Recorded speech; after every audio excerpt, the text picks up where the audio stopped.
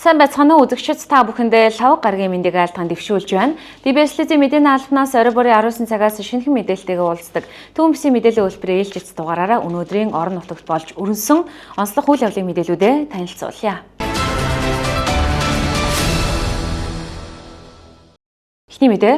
Өнөөдөр Дархан Улаан аймгийн Дархан сумын хэмжээнд оюуны ерөөдөө сургуулийн дэргэд хөл хөдөлгөөнтэй явгууны зам дээгүүр барилгын автокараа унсан харамсалтай хэрэг боллоо. Тодорхойлбол оюуны ерөөдөө сургуулийн өргөтгөлийн ажлыг гүйцэтгэж байсан Дарцагт Ноёд компани талбайд түрээсээр ашиглагдаж байсан кран унаж хөдөлмөрийн аюулгүй ажиллагаа энхүү алдагджээ. Хэрэг тус явган хүний зам, дугуйн зам, автозам дагуу хүүхэд сурагч зорчиж байсан бол амь насны эрсдгийг үгүйсэхгүй юм а. Ингээд үүнтэй холбоотой дэлгэрэнгүй бэлтгэсэн мэдээллийг танилцуулъя.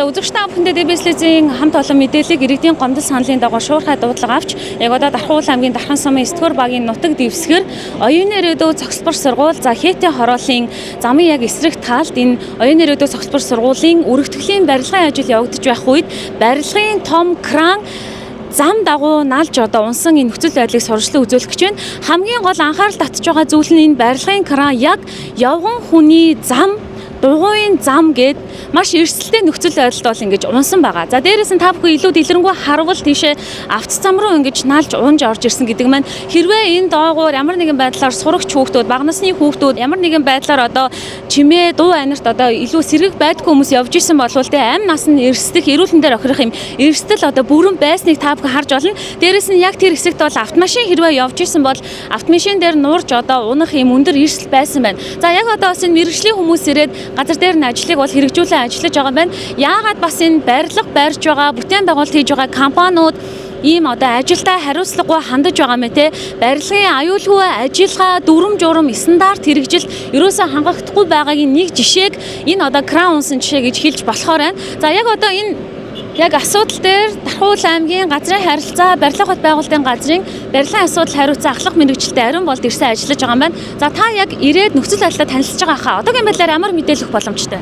За одоогийн байдлаар энэ Дархан Улаан аймгийн оюуны ерөөдөө зохицлын өргөтгөлийн барилга байгаа 960 хүүхдийн.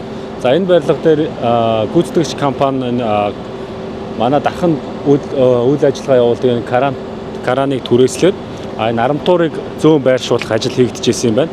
За тэр ажил дээр энэ кран одоо тэнцвэрээ олдгоо одоо даацсан нэтэрсэн байж магадгүйгээр ингээд кран унсан байдалтай байгаа тань. За энэ дээр бол ямар нэгэн азар өстой хүний ямар нэгэн хүн бэртээгүй байна тий. Одоо тэгээд манай газрын харилцаа барилга хот байгуулалтын газраас өргөх байгууламжийн нэгэн холилтын улсын байцаагч ирж одоо яг газар дээр нарийн үзлэг хийгээд яг юунаас шалтгаалж одоо унсан байна, кран эсвэл хуучин байсан байна уу, дац хэтэрсэн байна уу, аюулгүй ажиллагааг зөрчсөн байна уу гэдэг нарийн тэр шинжилгээнүүдийг гаргах юм байна. За энэ бас мэдээллийг илүү дэлгэрэнгүй олон нийтэд хүргэх ёстой байдаг. За хүүхдүүд одоо дугуйн зам нь хаагдаад кран унж хаагдсан учраас хүүхдүүд яалтч явахгүй ийм одоо бартаатай шорон замаар явхаас тойрж явхаас аргагүй нөхцөл байдлыг одоо кран унснаар одоо үүсгэж байгааг та бүхэн яг одоо харж байна. За хүүхдүүд ингээд дугуйгаа унаад эрсдэлтэй ийм барилгын хажуугаар явж байгаа нь кран унсантайгаа шууд холбоотой байгаа. За сайн байна уу та? Гүйцэтгэгч компани уу, ямар компани өөрөө юу гэдэг хүнээ мэдээлэхгүй юу? Захиалагч талын Дарцагт Ноёд групп гэдэг компани байгаа. Тэрний захиалагч талын инженер талбай инженер. Яагаад ингэж аюулгүй ажиллагаа хангагдахгүй ийм хариуцлагагүй ажиллаж байгаа юм бол яг дөнгөж сая би бас нөгөө гадуур ажилтаа явж байсан. Манайх нөгөө гүйцэтгэгч тал дээр бас инженер байгаа байхгүй юу? Талбайгаа хариуцсан. Тэр инженер нь яг талбай дээр байсан болохоор яг нарийн зүйлийг мэдчих хэлэх баха. Талбай дээр ер нь хичнээн техник хэрэгсэл хичнээн хүнтэй ажиллаж байгаа вэ? Өнөөдөр мэдлээ манай дээр бол ажил явагдаг нөгөө ачаа ирээд ачаагаа буулгах яг одоогоор нөгөө үйл ажиллагаа бол арай явагдаг. Шүү ямар хүнээс мэдээлэл авах боломжтой? За ямар компани одоо ажил ямар шинж явж байгаа яагаад ийм асуудал үүсэх болов гэдэг дээр амар мэдээлэл өгөх вэ? Ерөнхийдөө Дарцагт Ноёд групп гэдэг компани байгаа. Тэгээд өнөөдөр ерөнхийдөө бол ажил явагдаагүй. Дээрээс нь нөгөө материалууд ирсэн байгаа. Тэгээд материалаа буулгаад явж исэн. Тэгээд явахдаа яг хөө ингээд краны нэг жоохон аюулгүй ажиллагаанаас ч гэх юм уу юунаас ч гэх юм уу ингээд унсан байна. Тэгээд тухайн өнөөдөр хөтөн гэрцэн гимцсэн юм бол одоохондоо алга тийм байна. Танах ийм чухал ажиллагаа хийхдээ бас мэргэжлийн талбай инженер, хабын инженер гэдэг ч юм уу хүмүүсээ байлцуулахгүй хийсэн гэсэн үг үү? Энэ дээр ямар тайлбар өгөх вэ? Талбай инженер ерөнхийдөө бол байсан шүү. Тий. За, талбай инженероос хабын инженер гэж хүн танаад ажиллаж. Хабын инженер бас байгаа. Ерөнхийдөө өнөөдөр ингээд материал өчигдрөөс хойш ингээд хотоос материалаа татаа явж байгаа байхгүй юу? инженер тэр үе явж тэр хүмүүс хэлдэг байгаа. За яг энэ крааны энэ ойролцоо ажиллаж байсан танаа барилгын ажилтнуудын хувьд эрүүл мэндэд ч юм уу ямар нэгэн сөрөг зүйл болсон зүйл байгаа юу? Байхгүй одоогоор. Ер нь бол Дархан хотод баригдаж байгаа барилгын компаниуд хариуцлагатай ажиллахгүй бол яг энэ мэтчлэн одоо хүний аймнаас эрсдүүлэх, эрүүл мэндэд нөхөрл учруулах маш олон эрсдлүүд байгааг та бүхэн энэ нэг жишээгээр бол харж болохоор байна.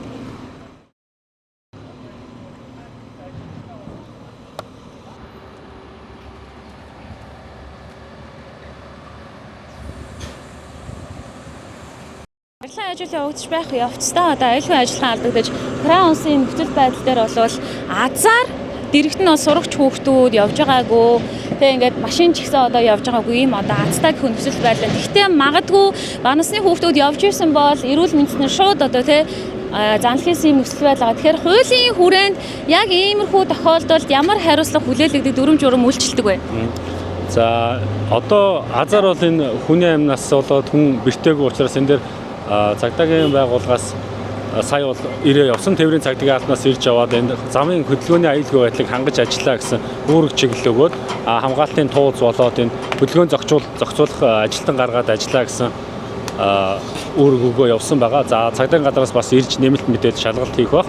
За одоо манай газрын харьцаа барилгын утгын газрын өргөх байгууламжийн техникийн хяналтын улсын байцаагч ингчин байцаагч ирээд за яг юунаас болоод одоо энэ караны эвдрэл гэмтлээс болсон юм уу эсвэл энэ аюулгүй ажиллагаа алдагдсан юм уу гэдэг талын нарийн шинжилгээд зөрчлийн тухай хуулиар арга хэмжээ авах байгаа. Мэдээлэл өгсөнд баярлалаа. Тэгэхээр ер нь Дархан хотод баригдаж байгаа барилга за өчигдөрхөн бидраас мэдээллийн хөтөлбөрөөрөө барилга барьж явах явцдаа иргэдийн ойролцоохоо одоо оршин сууж байгаа иргэдийн эрүүл аюулгүй амьдрах орчин нөхцөлд одоо халдж байгаа юм олон жишээнүүд бол байна л да. Ер нь тэгээд Дархан хотод хэдийгээр олон барилга орон сууц баригдаж байгаа нэг талаа хөгжлийн нэг хэлбэр боловч нөгөө талдаа иргэд оршин суугчдад ийм сөрөг нөлөөтэй стандарт шаардлага хангахгүй зүйлүүд ажиглагдаж байгаа. Тэгэхээр хяналтыг жоохон одоо эрчимжүүлэх, сайжруулах юм ажил бас харагдаад байна л да. Энэ дээр ямар тэгээ ер нь бол манай Дархан аймагт бусад аймагуудыг бол маш их бүтээн байгуулалтууд явагдаж байгаа.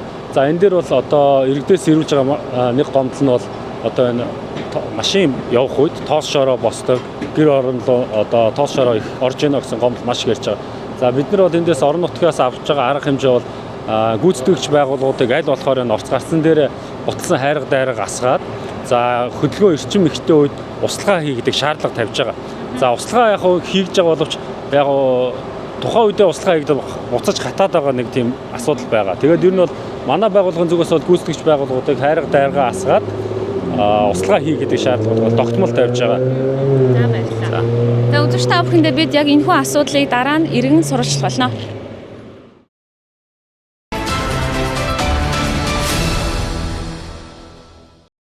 Дараагийн мэдээллийг бид Mobicom Дархан салбараас бэлтгэлээ. Гар утас худалдаа авсан хүмүүрт 10 гигаватт дата бэлгэлэх зэрэг олон төрлийн урамшуултай гар утасны экспо Mobicom Дархан салбарт өнөөдрөөс эхэллээ.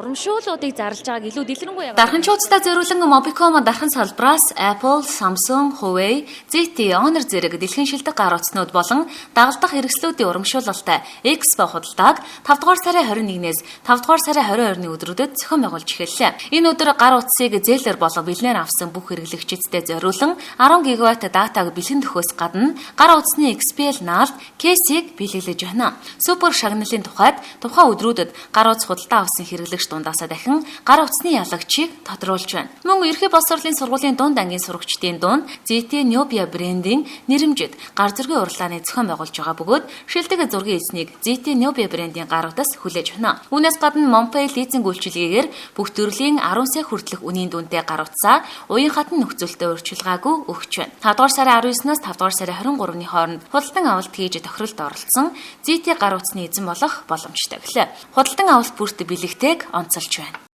5 сарын 19-ноос 22-ны өдрийн 17 цагийг дуустал гар зургийн уралдааны явуулж байгаа, зохион байгуулж байгаа. За шагнал маань болохоор ZTE брендийн A75 гар утасны эзэн болно гэсэн. Тийм учраас хүүхдүүд маань одоо нэг өдөр одоо хугацаагаа дахиад сонгож байгаа учраас өргөнөөр одоо оролцож хугацаа дууслаа гэж санаа зовхгүйгээр материалууд болон бүтээлүүдэд яралтай авчирч өгөөрэй гэж хүсэж байна. Тэгтээ оролцоороо баярлалаа. За баярлалаа. Энд бас нөгөө хүүхдүүдийн маань ирсэн бүтээлүүдийг бас ингээд шууд наацсан баг шиг байна те. Тэгээд хамгийн гол нь ерөөсө бага ангийн хүүхдүүд биш шүү, ахлах ангийн хүүхдүүд биш шүү. Яг цаанаас нь өгөгдсөн бол дунд ангийн хүүхдүүд буюу 6-аас 6-аас 9-р ангийн хүүхдүүд орж байгаа да. Тэгээд гол нь одоо энэ би гар утастай болмоор байна гэдэг агуулмжийг илэрхийлэмжээ маш гоё өгснөө гэдгийг харах юм биш үү те? Тий. Тэгээд дээрэс нь нэмж хэлэхэд болохоор манайхаас гар утас худалдаа авсан хэрэглэгчд маань энэ хүүхдүүдийг шалгаруулна гэсэн. Тэгэхээр ингээд од наагаад аль таалагдж байгаа бүтээл дээр хэрэглэгчд маань гар утас авсан хэрэглэгчд маань од наагаад үнэлж гин гэсэн. Энэ үнэлгээгээр азтангаа шалгаруулалт тодруулнаа гэсэн үг.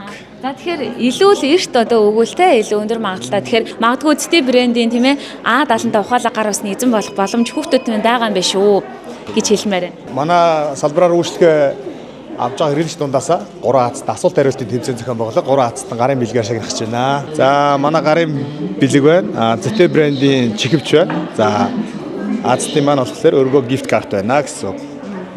За дээрэс нь өнөөдрийн тухайд Монпей лизинг үйлчилгээний бас их урамшуул байгаа юм байна. Хоёул Монпей лизингийн үйлчилгээний тухай ярив. За Монпей лизинг маань болохоор Мобиль Финансаас үйл ажиллагаа явуулдаг лизинг байгаа. За энэ маань болохоор гар утас өөрийн дугаар дээр авах боломжгүй хэрэглэгчд байвал лизингийн нөхцөл хангасан тохиолдолд авах боломжтой байгаа даа зээлэр. Манай салбар маань болохоор өглөө 9-оос орой 17 цаг хүртэл ажиллаж байгаа. За Монпей лизингээр авж байгаа хэрэглэгчд маань 2 сая хүртэлх үнийн дэд авсан тохиолдолд 20,000 төгрөгийн Монпей дахин буцаалт хийж одоо бэлгэлж байгаа. 2 сая төгрөгнөөс дээш гар утас авсан хэрэглэгчтэй 50,000 төгрөгийн Монпейг бас дахиад бэлгэлж байна гэсэн үг. Зөвхөн энэ гар утасны урамшуулалт худалдаатай холбоотой 21-22-ны өдрүүдэд. Мөн энэхүү гар утасны экспо арга хэмжээний хүрээнд мөн QR код уншуулан асуулт хариултын тэмцээнд оролцож 3 ялагчийг тодруулах сонирхолтой арга хэмжээгч өрнүүлж байна. Тус экспо 5 дугаар сарын 21, 22-ны өдрүүдэд буюу 2 хоног үргэлжлээд дуусах учраас дарханчууц та бүхнийг энэхүү боломжийг бүү олдоорой гэж өргөнөөр үйлчлүүлэхийг уриалж байна.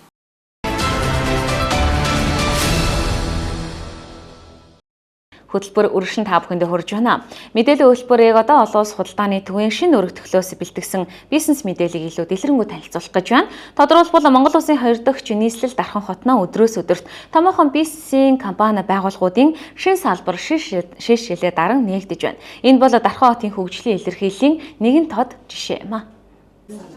Өвлөгдөн үлдэх үнц нь Хера үнэт эдлийн дэлгүүр болон Хаа Монгол Инвест банк бус санхүүгийн байгууллагууд нэгэн зэрэг найрамдлын Дархан хотноо шинэ салбараа нээлээ. Шинэ Дархан олон улсын худалдааны төвийн шинэ өргөтгөлийн нэг давхарт нээгдсэн шинэ салбарын нээлтийн арга хэмжээний үеэр үнэт эдлийн хямдрал, үнэт эдлийн бэлэгтэй худалдаа, супер суглаа, гарын бэлэг, хөгжүүлэлтийн уралдаан зэрэг олон сонирхолтой арга хэмжээ зохион байгуулагдсан юм а. Херана Монголда хамгийн анхудаа өвлөгдөн үлдэх үнцэнтэй алтан эдэллийн өөртөө санхүүгийн дарамтгүйгээр 100% зээлээр авах үйлчилгээг нэвтрүүлсэн.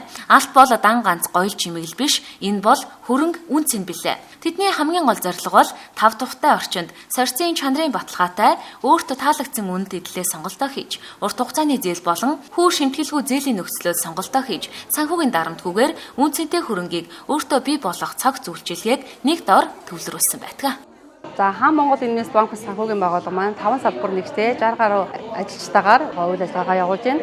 За нийтийн үйл ажиллагаатай холбоотой Дархан салбар дээр маань 800,000 төгрөгөөс дээшээ зээлийн бүтээгдэхүүн үйлчлэг авсан бүх харилцагчид маань за машины суглаанд оролцох бүрэн боломжтой.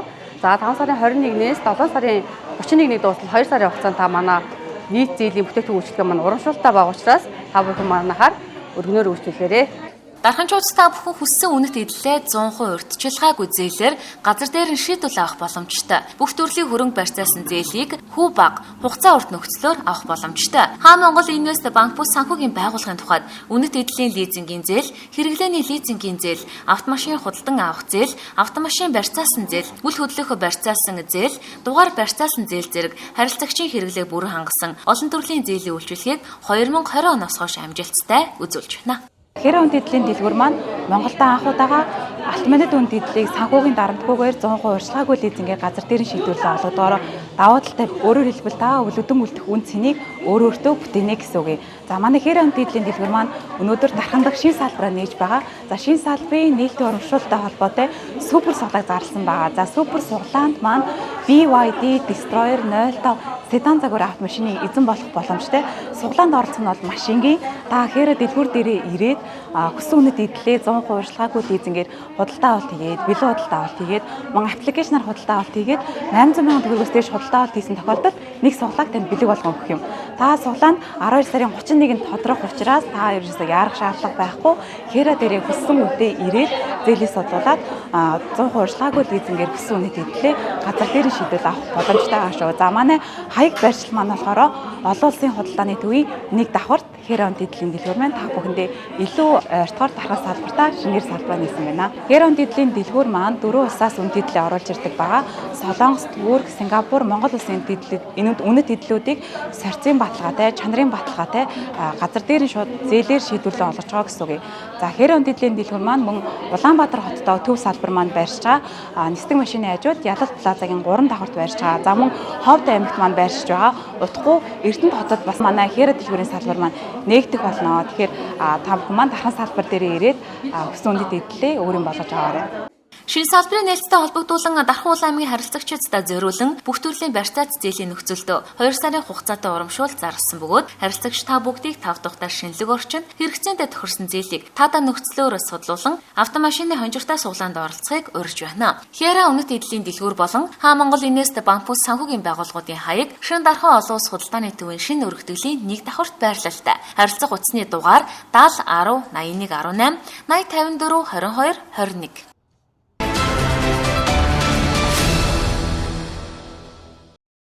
Одоо үзэгч та бүхэндээ цаг аарын мэдээлэл танилцуулах болно.